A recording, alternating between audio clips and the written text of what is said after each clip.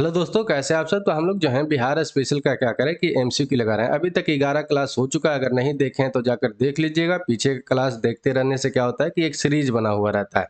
आज जो हम लोग क्या करेंगे कि 12वां क्लास करेंगे। ये जो एमसीक्यू है कहाँ से लिया जा रहा है, ऐसा सवाल बन सकता है। तो बीपीएससी जितना तरह का एग्जाम लेता हो, सीएससी का एग्जाम लेता हो, पहले सीडीपीओ का अलग से एग्जाम लेता था, असिस्टेंट का, एग्रीकल्चर का, जितना भी तरह का एग्जाम लेता है, अगर उसमें बीपीएससी बिहार स्पेशल का सवाल पूछा है तो उस सारा का क्या है कि पीवाईक्यू इसमें शामिल है। साथ ही साथ क्या है कि इसमें जितना भी इम्तियाज अहमद, हम लोग जानते हैं कि बिहार स्पेशल का बहुत अच्छा बुक है, उससे जितना भी इंपॉर्टेंट एमसीक्यू बनेगा उसको भी इसमें शामिल कर दिया गया है। ठीक है, बिहार स्पेशल का टोटल क्लास पढ़ा दिया गया है। अगर नहीं देखें तो जाकर देख लीजिएगा, प्लेलिस्ट बना हुआ है। और साथ ही साथ उसमें छोटा सा टॉपिक बचा हुआ है, थोड़ा सा वो डाटा का इंतजार है। न्यू डाटा जैसे ही आएगा उसको क्लास खत्म कर दिया जाएगा, क्योंकि न्यू डाटा एग्जाम से पहले अगर आ गया और वो पूरा नहीं करके जाते हैं, पुराना डाटा पढ़ के जाते हैं, तो क्या हो जाता है कि प्रॉब्लम हो जाता है, क्वेश्चन गलत हो जाता है और क्वेश्चन ही हम लोग को सही करना है लास्टली। ठीक है, तो न्यू डाटा का इंतजार है, एग्जाम के पहले वो डाटा आता है, वो हम लोग क्या कर लेंगे कि पूरा कर लेंगे।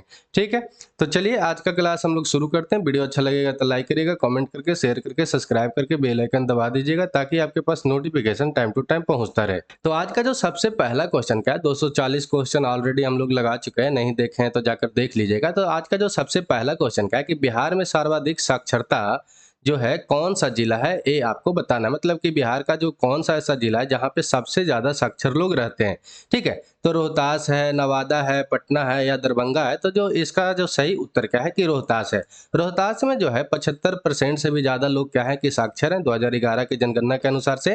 ये बात आपको ध्यान में रखना है। अगर आपसे पूछे कि भारत का सबसे कम साक्षर वाला राज्य कौन सा है, तो आपको बिहार के बारे में बताना है, जहां पर मात्र जो साक्षरता जो गणना हुआ था, जब जनगणना हुआ था 2011 में, तब माना गया था कि 61.8% है। लेकिन अभी जो है क्या है कि 70% से बढ़कर ज्यादा हो गया है। ये बात आपको ध्यान में रखना है। लेकिन बिहार में जो है उच्चतम साक्षरता वाला अगर जिला पूछे तो आपको बताना है कि रोहतास है, जहां पे 75.37% है। ये बात आपको ध्यान में रखना है। मतलब कि 100 लोग अगर यहाँ पर देखें तो यहाँ पर 75 से ज्यादा लोग क्या पाए जाएंगे, तो साक्षर पाए जाएंगे। ये बात आपको ध्यान में रखना है। ठीक है, सबसे कम साक्षरता वाला अगर पूछे जिला तो आपको बताना है कि पूर्णिया, जहाँ पे लगभग लगभग 50% ही पढ़े लिखे लोग हैं।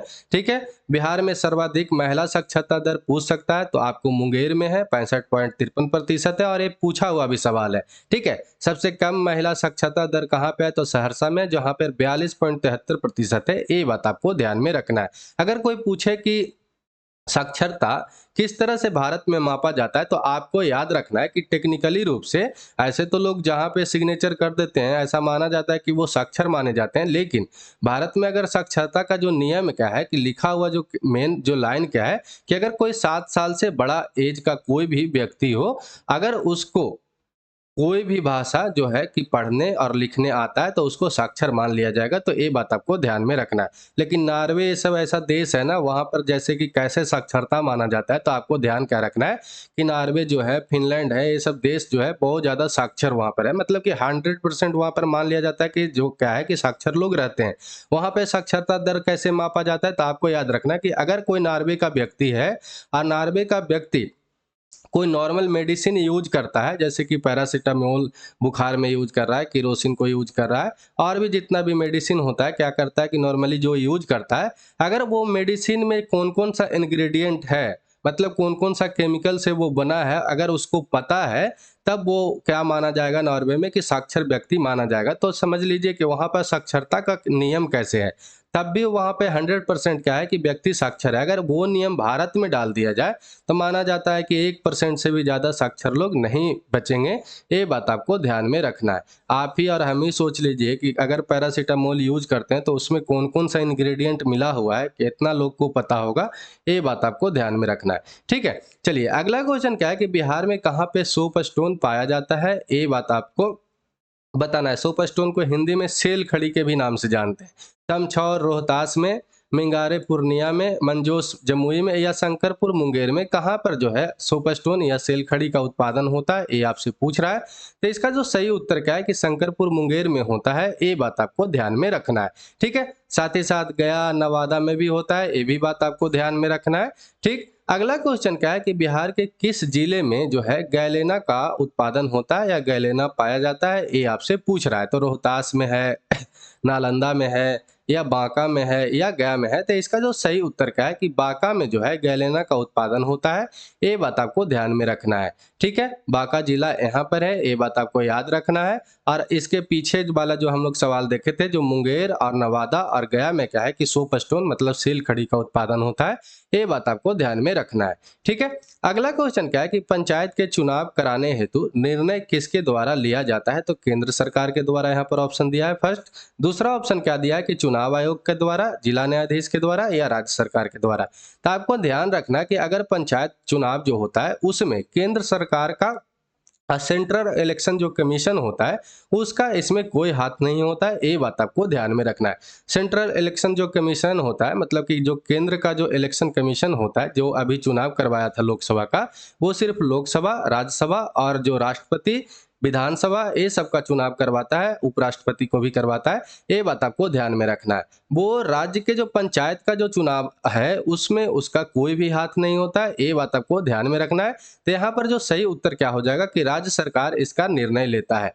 243 आर्टिकल जो है उसका के भाग में कहा गया है कि यहाँ का मतलब कि जो भी राज्य में जो राज्यपाल होंगे वो क्या करेंगे कि एक चुनाव आयुक्त को नियुक्त करेंगे और वो जो है क्या करवाएगा कि फेयर इलेक्शन करवाएगा, ये बात आपको ध्यान में रखना है। राज्य सरकार क्या करेगा कि एक राज्य निर्वाचन आयोग बनाएगा और वो उसके निर्देश अनुसार से क्या होगा कि चुनाव होगा, ये बात आपको ध्यान में रखना है। ठीक है, चलिए अगला क्वेश्चन क्या है कि बिहार की पूरब से पश्चिम तक की लंबाई कितनी है, ये आपसे पूछ रहा है। तो 483 किलोमीटर है, 583 किलोमीटर है, 383 किलोमीटर है या 394 किलोमीटर है। तो इसका जो सही उत्तर क्या हो जाता है कि 483 किलोमीटर है, ये बात आपको ध्यान में रखना है। अगर ईस्ट टू वेस्ट अगर कोई लंबाई पूछ ले बिहार को तो कितना बताना है, तो 483 किलोमीटर बताना है, ये बात आपको ध्यान में रखना है। ठीक है, अगर उत्तर से दक्षिण का लंबाई पूछे तो आपको क्या बताना है कि 345 किलोमीटर बताना है, ये बात आपको ध्यान में रखना है। अब पश्चिम से पूरब पूछ ले तो आपको याद रखना है कि 483 किलोमीटर, ये बात आपको ध्यान में रखना है। एक सवाल हमेशा पूछते रहता है कि बिहार का जो है मतलब कि जो ढांचा है किस तरह का है, किस शेप में है। तो आपको याद रखना है कि रेक्टेंगल मतलब कि आयत के क्षेत्र, आयत के जैसा है, ये बात आपको याद रखना है। ठीक है, बिहार में जो है अगला क्वेश्चन क्या है कि बिहार में जो है शीतकालीन वर्षा का कारण क्या होता है, ये आपसे पूछ रहा है। अगर भारत में भी अगर एक क्वेश्चन रहता तो आंसर वही होता, सेम ही आंसर। ठीक है, बिहार में जो है शीतकालीन क्या होता है कि वर्षा होता है, उसका कारण क्या है ये आपसे पूछ रहा है। तब मानसूनी हवाओं से होता है, ठीक है, लौटते हुए मानसून के कारण होता है, या भूमध्य सागर की ओर से आने वाले चक्रवात के कारण से होता है, या बंगाल की खाड़ी से आने वाले चक्रवात के कारण से होता है। तो इसका जो सही उत्तर क्या है कि भूमध्य सागर के ओर से आने वाले चक्रवात के कारण से होता है। तो ये बात आपको ध्यान में रखना है। ठीक है, भूमध्य सागर को ही मेडिटेरियन सी भी बोलते हैं, ये बात आपको याद रखना है। और मेडिटेरियन सी और रेड सी, इस दोनों का जो ज्वाइंट करता है एक स्वेज नहर है, ये भी बात आपको ध्यान में रखना है। अगर मैप में देखिएगा तो ये आपका मेडिटेरियन सी है, ये बात आपको ध्यान में रखना है। यहाँ पे रेड सी या रेड सी के नीचे जो है क्या है कि आपका अरेबियन सी है, और अरेबियन सी के बाद हम लोग जानवे करते हैं कि वो भारत का क्षेत्र पड़ता है।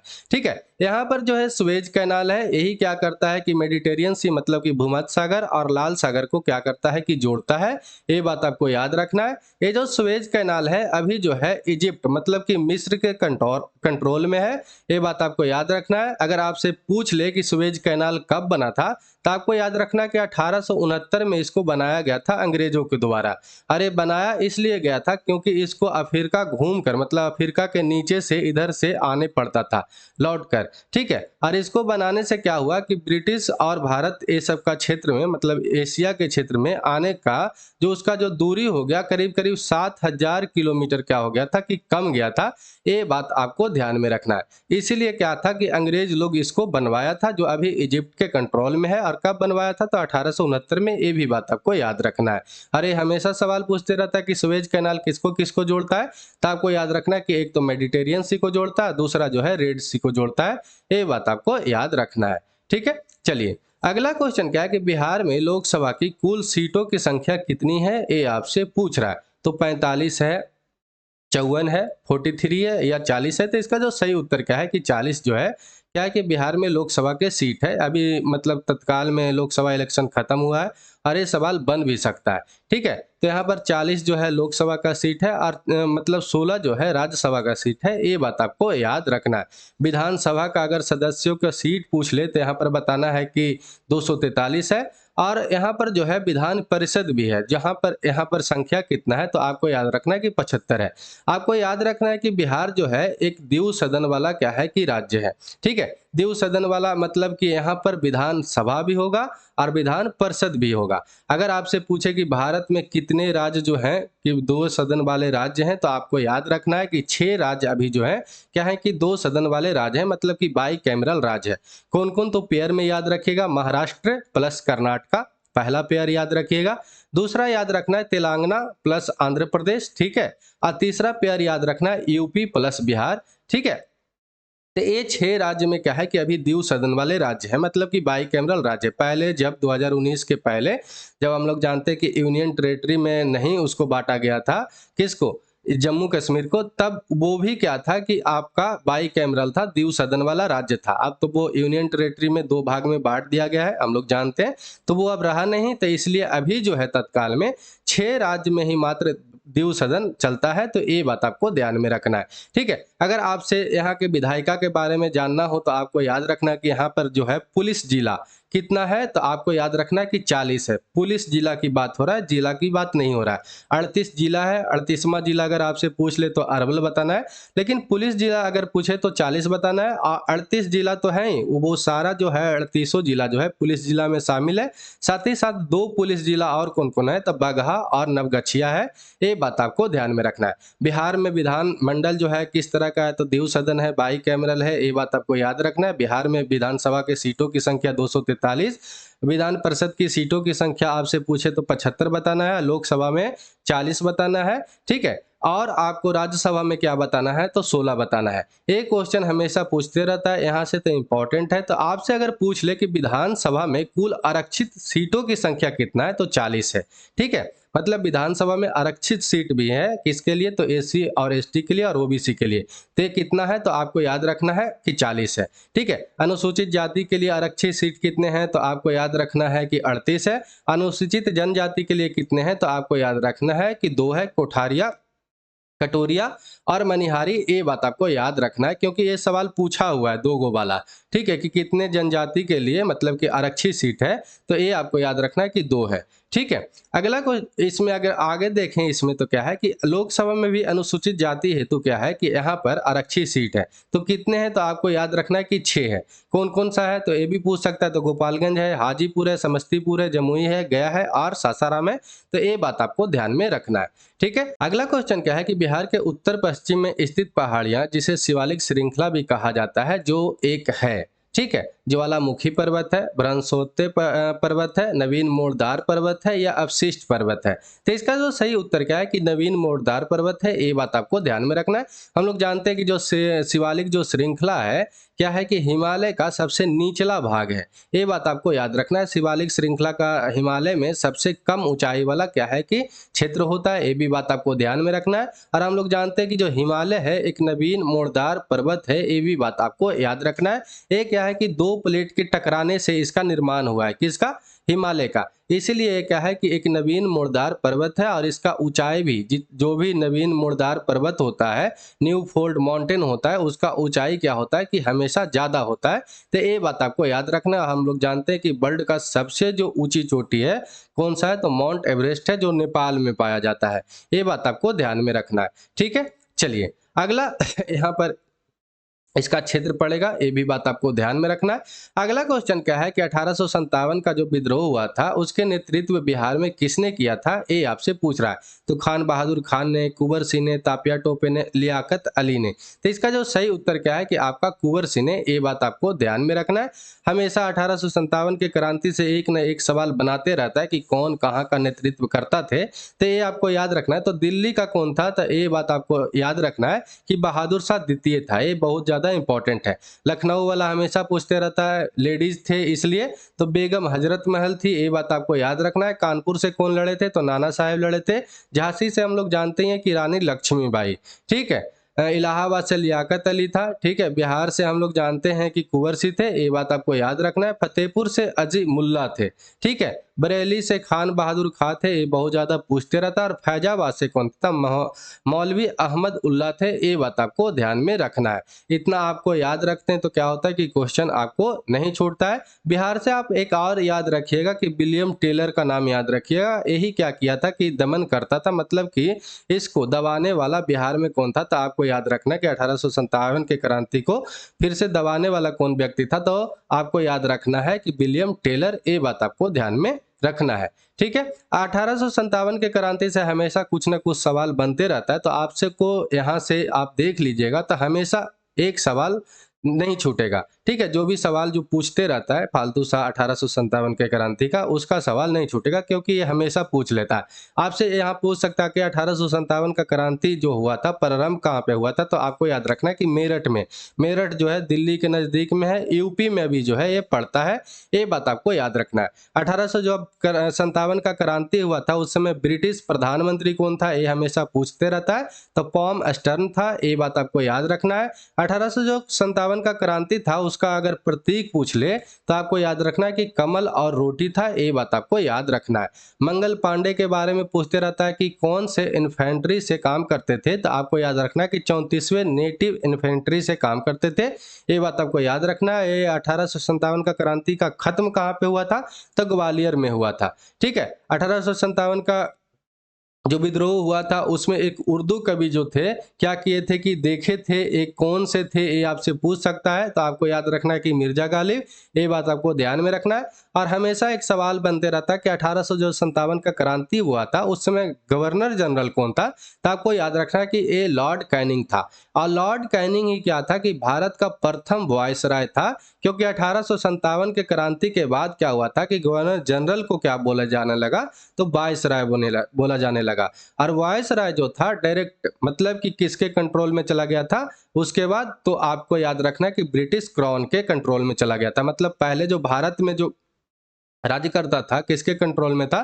तो जो ब्रिटिश जो कंपनी आया था ना, ईस्ट इंडिया कंपनी, उसके कंट्रोल में था। लेकिन 1857 को क्रांति के देखने के बाद क्या हुआ था कि ये जो है ब्रिटिश क्राउन के अंतर्गत चला गया था, तो ये बात आपको ध्यान में रखना है, ठीक है। अगला क्वेश्चन क्या है कि बिहार के दक्षिण और पश्चिम जो क्षेत्र में पहाड़ियां जो है वो किसका समूह है, ये आपसे पूछ रहा है। तो विंध्यन का है, टर्सरी का है, आर्कियन का है, या आपके इनमें से कोई नहीं। तो इसका जो सही उत्तर क्या है कि विंध्यन का ये क्या है कि क्षेत्र पड़ता है, ये बात आपको ध्यान में रखना है। इधर क्या है कि पहाड़ी है कुछ क्षेत्र में, तो यहाँ पर जो है कौन सा क्षेत्र में पड़ता है, किसका मतलब भाग है, तो आपको याद रखना कि विंध्यन का है। ये हमेशा सवाल बनते रहता है। इधर जो है नवीन मोरदार का भाग है, ये बात आपको ध्यान में रखना है, ठीक है। अगला क्वेश्चन क्या है कि पावापुरी किस धर्म का संबंध स्थल है, मतलब किस धर्म से संबंध रखता है, ये आपसे पूछ सकता है। तो यहाँ पर जो ऑप्शन दिया हुआ है इसमें से आपको बताना है, जैन धर्म है, बौद्ध धर्म है, वैष्णव धर्म है, या शैव धर्म है। तो इसका जो सही उत्तर क्या है कि जैन धर्म है, ये बात आपको ध्यान में रखना है। जैन धर्म किस लिए, हम लोग जानते हैं कि जो 24वें तीर्थकर थे कौन थे, तो महावीर थे, तो उनका जो है क्या है कि यहाँ पर मृत्यु हुआ था, ये बात आपको ध्यान में रखना है, ठीक है। वर्धमान महावीर का जो जन्म हुआ था कब हुआ था, तो 540 ईसा पूर्व में वैशाली के कुंड ग्राम में हुआ था, ये भी बिहार में ही पड़ता है, ये बात आपको ध्यान में रखना है। और उनके पिता का अगर नाम पूछ ले तो सिद्धार्थ बताना है, जो क्षत्रिय कुल के प्रधान थे। माता के बारे में हमेशा पूछते रहता तो उनका नाम क्या था, तो त्रिशला था। और लिच्छवी नरेश चेटक के बहन थी, ये बात आपको ध्यान में रखना है। जैन धर्म के अगर बारे में जाने तो 24 तीर्थकर हुए, और 24वां तीर्थकर कौन थे, तो महावीर थे, ये बात आपको ध्यान में रखना है। ऋषभ देव प्रथम थे और पार्श्वनाथ कितने थे, तो 23वें नंबर के थे, ये बात आपको याद रखना है। और इनका जो निर्वाण मतलब कि मृत्यु जो हुआ कहाँ पे हुआ, पावापुरी में हुआ, राजगीर के समीप में। कब हुआ, तो 468 ईसा पूर्व में, ये बात आपको याद रखना।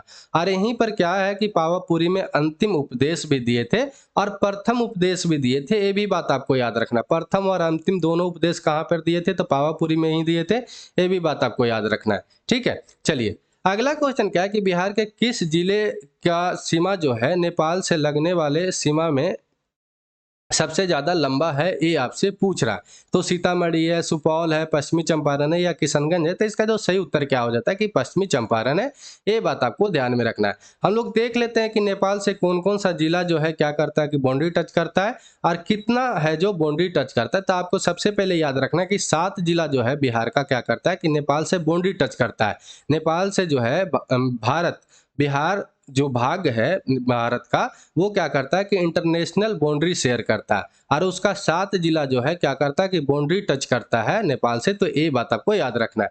पहला तो है पश्चिमी चंपारण, ठीक है, वेस्ट चंपारण है, फिर क्या है कि ईस्ट चंपारण, पूर्वी चंपारण है, सीतामढ़ी है, मधुबनी है, सुपौल है, अररिया है, किशनगंज है। ठीक है, ये बात आपको याद रखना। किशनगंज के बारे में हमेशा एक सवाल बनते रहता है कि कौन ऐसा बिहार का जिला है जो बंगाल से मतलब कि पश्चिम बंगाल से और साथ ही साथ नेपाल से भी बाउंड्री टच करता है। तो आपको याद रखना है किशनगंज। किशनगंज में ही सबसे ज्यादा एवरेज में बारिश होता है, ये भी बात आपको याद रखना है। और जो ये पश्चिम चंपारण क्या है कि नेपाल से सबसे ज्यादा लंबा दूरी तक बाउंड्री टच करता है नेपाल से, ये बात आपको ध्यान में रखना है। ठीक है, चलिए अगला क्वेश्चन क्या है कि बक्सर के युद्ध में कौन सा सेनापति था, ये आपसे पूछ रहा था। लॉर्ड क्लाइव था, हेक्टर मुनरो था या बैन सिटार्ट था या मिडल्टन था। तो इनमें से कौन जो था कि क्या है कि ब्रिटिश जब मतलब कि जब बक्सर का युद्ध लड़ा था, मतलब इंडिया के भी तरफ से लड़े थे 3 लोग और क्या है कि ब्रिटिश से लड़ा था उसमें। तो ये जो है पूछ रहा है कि कौन जो था कि ब्रिटिश का सेनापति था, मतलब कि उधर से जो मेन भूमिका कौन निभा रहा था, ये आपसे पूछ रहा है। तो यहाँ पर सही उत्तर क्या हो जाता है कि सर हेक्टर मुनरो। ये क्या किया था कि ब्रिटिश का नेतृत्व किया था, ये बात आपको ध्यान में रखना है। बक्सर का युद्ध अगर पूछे कि कब हुआ था, तो 1764 में हुआ था, ये बात आपको याद रखना है। जो भारत के तरफ से कौन कौन लड़ा था, तो आपको याद रखना कि बंगाल के नवाब जो मीर कासिम था, अवध के नवाब सिराजुद्दौला था, ये बात आपको याद रखना है। अब मुगल सम्राट शाह आलम द्वितीय था, वो क्या किया था कि संयुक्त सेना लेकर क्या किया था कि सर हेक्टर मुनरो के नेतृत्व में लड़ा था। लेकिन यहाँ पर क्या हो जाता है कि ब्रिटिश का क्या हो जाता है कि जीत हो जाता है, ये बात आपको ध्यान में रखना है। और यहीं से माना जाता है कि ब्रिटिश का जो मतलब कि यहाँ पे भारत में बसने का क्या होता है कि क्षमता बहुत ज्यादा बढ़ जाता है। ठीक है, चलिए अगला क्वेश्चन क्या है कि बिहार में दियारा भूमि के बारे में कौन सा वाक्य सत्य है। पहले तो आपको समझना है कि दियारा भूमि होता क्या है, और ये जानते हैं तो आप सही उत्तर दे दीजिएगा। ठीक है, तो जलोढ़ मिट्टी को दियारा भूमि बोला जाता है, या शिवालिक की पहाड़ी का जो मिट्टी पाया जाता है, सॉइल पाया जाता है उसका, या उबड़ खाबड़ मैदान वाले क्षेत्र में, या बाढ़ के विशेष आकृति वाले क्षेत्र में। ये सवाल आपसे पूछा हुआ है। तो बाढ़ के जो क्षेत्र जो विशेष आकृति वाला क्षेत्र जो बनता है, उसी के क्या बोलते हैं कि दियारा भूमि बोलते हैं। ये बात आपको ध्यान में रखना है। ये बनता कैसा है कि मान लीजिए कि यहाँ पर नदी बह रहा है और नदी बहते बहते ये क्षेत्र जो है क्या होता है कि इधर नदी बहने लगती है, फिर यही वाला अपना क्या करती है कि धारा बदल लेती है, तो यहाँ पर एक टापू के जैसे क्षेत्र पड़ जाता है। ठीक है, विशेष आकृति का क्षेत्र पड़ रह जाता है, उसी क्षेत्र को हम लोग क्या बोल देते हैं, तो दियारा वाला भूमि बोल देते हैं। ये बात आपको ध्यान में रखना है। अगर आपको रिवर आइसलैंड के भी इसको नाम से भी जानते हैं दियारा भूमि को, ये भी बात आपको ध्यान में रखना है। अरे हमेशा बाढ़ के ही क्षेत्र में बनता है, तो ये भी बात आपको याद रखना है। ठीक है, अगला क्वेश्चन क्या है कि बिहार के निम्नलिखित जिलों में से कौन सा जिला बिहार की सीमा जो है नेपाल के साथ साझा नहीं करता है, ये आपसे पूछ रहा है। तो अररिया है, मधुबनी है, समस्तीपुर है, सीतामढ़ी है। तो अभी हम लोग देखे थे, तो यहाँ पर जो सही उत्तर हो जाएगा कि समस्तीपुर जो है क्या है कि नेपाल से सीमा साझा नहीं करता है। कौन कौन करता है, तो अभी हम लोग देखे हैं कि पश्चिम चंपारण करता है, पूर्वी चंपारण, सीतामढ़ी, मधुबनी, सुपौल, अररिया और किशनगंज करता है। साथ ही जिला क्या करता है कि बाउंड्री टच करता है। समस्तीपुर जो है क्या करता है कि बाउंड्री टच नहीं करता है, ये बात आपको ध्यान में रखना है। ठीक है, अगला क्वेश्चन क्या है कि भीम बांध अभयारण्य जो है कहाँ पर स्थित है, ये सवाल पूछते रहता है और हमेशा पूछेगा भी। ठीक है, तो मुंगेर में है, गया में है, आरा में है, वैशाली में। तो इसका जो सही उत्तर क्या है कि मुंगेर में जो है भीम बांध अभयारण्य है जो पाया जाता है, ये बात आपको ध्यान में रखना है। अगर आपसे पूछे और भी सवाल यहाँ पर पूछ सकता है, जो इंपॉर्टेंट हम लोग देख लेते हैं। तो आपको याद रखना है कि वाल्मीकि नेशनल पार्क बिहार में एक ही नेशनल पार्क है, वो कौन सा है? वाल्मीकि नेशनल पार्क पश्चिम चंपारण में है, ये बात आपको ध्यान में रखना है। ठीक है, यहाँ पर कौन सा है? उदयपुर वन्य प्राणी सेंचुरी भी है, ये भी बात आपको ध्यान में रखना है। कैमूर में क्या है कि कैमूर वाइल्ड लाइफ सेंचुरी है, ये बात आपको याद रखना है। गया में क्या है कि Gautam Buddha wild life sanctuary है, ये बात आपको याद रखना है। नालंदा में कौन सा है? तो राजगीर वाइल्ड लाइफ सेंचुरी है, ये बात आपको याद रखना है। सबसे ज्यादा इंपॉर्टेंट क्या है अभी के तत्काल में? कांवर लेक। ठीक है, कांवर लेक एक रामसर साइट का दर्जा उसको प्राप्त है, ये बात आपको याद रखना है। नया जो है, और सही में ये जो पाया कहाँ पर जाता है अगर आपसे पूछे तो बेगूसराय में पाया जाता है, और ये 2 बार सवाल पूछ चुका है बीबीपीएससी, ये भी बात आपको याद रखना है। भागलपुर वाला याद रखिएगा, क्योंकि ये जो है विक्रमशिला गैंगियोटिक डॉल्फिन है जो यहीं पर स्थित है, ये हमेशा सवाल पूछते रहता है। मुंगेर में जो है भीम बांध है, जो अभी हम लोग देखे थे। गोगा बिल अगर पूछे तो कटिहार में है, ये बात आपको याद रखना है। ठीक है, चलिए अगला क्वेश्चन क्या है कि बिहार के किस जिले में जो है रूबी अभ्रक मतलब रूबी माइका जो है पाया जाता है, ये बात आपको याद रखना है। अभ्रक को हम लोग माइका भी बोलते हैं। अरे माइका जो है यूज कहाँ पे आता है? तो इलेक्ट्रॉनिक्स सामान में क्या है कि बहुत ज़्यादा उपयोग में आता है। स्त्री जो करते होंगे, आयरन जो करते होंगे, उसमें क्या है कि अभ्रक का उपयोग बहुत ज़्यादा होता है, क्योंकि ये हीट का प्रयोग में आता है। ठीक है, तो ये कहाँ पे पाया जाता है ये आपसे पूछ रहा है। तो शिवहर में, मधुबनी में, अररिया में, नवादा में। तो इसका जो सही उत्तर क्या हो जाएगा कि नवादा में। गया में भी पाया जाता है, ये भी बात आपको याद रखिएगा। झारखंड से जो भी बाउंड्री जो टच करेगा ना, थोड़ा थोड़ा उसमें पाया जाता है। तो नवादा में, जमुई में, बांका में और गया में भी पाया जाता है, ये भी बात आपको याद रखना है। ठीक है, कुल अगर बिहार में अगर अगर पूछ ले कि ये कितना है, तो आपको याद रखना कि 60,350 टन ये भंडार है, ये बात आपको याद रखना है। ये वाले क्षेत्र में क्या है कि जो है माइका पाया जाता है। क्यों? क्योंकि ये झारखंड में सबसे ज़्यादा पाया जाता है। झारखंड में ही पूरे वर्ल्ड का सबसे अच्छा जो है रूबी माइका जो है उत्पादन सबसे ज़्यादा होता है। ठीक है, चलिए अगला क्वेश्चन क्या है कि बिहार की जो सर्वोच्च ऊंची वाला जो चोटी है वो कितनी है, ये आपसे पूछ रहा है। तो 860 मीटर है, 890 है, 879.4 मीटर है, या 910 है। तो इसका जो सही उत्तर क्या है कि 879.4 मीटर है, मतलब कि 879.4 मीटर है, ये बात आपको याद रखना है। तो यहाँ पर जो है सी ऑप्शन सही हो जाता है। ठीक है, और कौन है? तो सोमेश्वर की श्रेणी है, ये बात आपको याद रखना है। पश्चिमी चंपारण में ये पाया जाता है, ये बात आपको ध्यान में रखना है। ठीक है, चलिए अगला क्वेश्चन क्या है कि बिहार में जो है डोलामाइट कहाँ पे पाया जाता है, ये आपसे पूछ रहा है। डोलामाइट का उपयोग इस्पात को बनाने में उस समय उपयोग में आता है। डोलामाइट कहाँ पर होता है उत्पादन, ये आपसे पूछ रहा है। तो रोहतास में होता है, गया में होता है, शेखपुरा में, या जमुई में। तो इसका जो सही उत्तर क्या है कि रोहतास में होता है, ये बात आपको ध्यान में रखना है। ठीक है, और इसका जो है उपयोग जो है इस्पात के भट्टियों में आता है, चूना पत्थर के विशेष रूप में। अरे कैमूर और रोहतास के पहाड़ी में पाया जाता है, ये बात आपको ध्यान में रखना है। ठीक है, अगला क्वेश्चन और ये आपका लास्ट क्वेश्चन क्या है कि बिहार में चूना पत्थर उत्खनन प्रमुख रूप से कौन सा है या कौन से क्षेत्र में होता है, ये आपसे पूछ रहा है। तो रोहतासगढ़ चूना हंटन बंजारी में होता है, डेहरी ऑनसन चूना हंटन बंजारी में होता है, या उपयुक्त में से दोनों, या इनमें से कोई नहीं। तो इसका जो सही उत्तर क्या है कि ये दोनों में होता है। ठीक है, ये बात आपको ध्यान में रखना है। ये सवाल पूछा हुआ है, ये सवाल अच्छा भी था। ठीक है, तो चलिए आज के लिए इतना ही। जो भी बाकी का जो सवाल है हम लोग जल्दी से जल्दी क्या कर लेंगे, एग्जाम से पहले हम लोग अपना पूरा कर लेंगे। ठीक है, तो चलिए आज के लिए इतना ही। वीडियो अच्छा लगा हो तो लाइक करिएगा, कमेंट करके, शेयर करके, सब्सक्राइब करके बेल आइकन दबा दीजिएगा। तो जय हिंद, जय भारत।